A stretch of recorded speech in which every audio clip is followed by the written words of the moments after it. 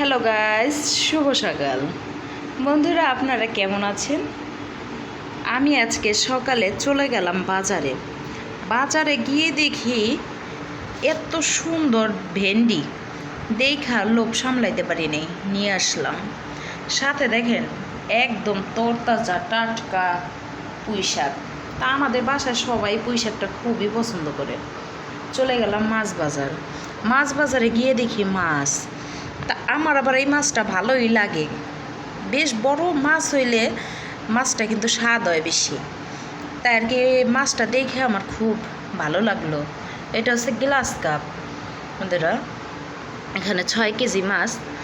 তাই দেখছেন বন্ধুরা কত বড় বড় পিসগুলা, দেখেই তো বুঝতে পারতেছেন আপনারা যে কত বড় মাছটা ছিল।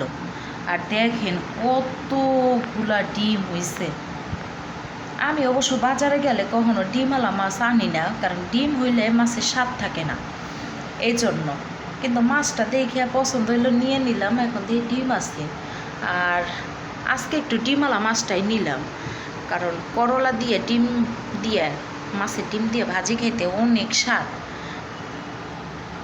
বুঝছেন? আজকে এমনিও আমি বন্ধুরা অনেক ব্যস্ত, অনেক রান্না বান্না আছে আজকে আমার। তাই রান্না বান্নার পরে আবার আপনাদের সাথে আমি শেয়ার করব। ভালো থাকেন, সুস্থ থাকেন। যদি কারো ভালো লেগে থাকে অবশ্যই কমেন্ট করে জানাবেন। বাই।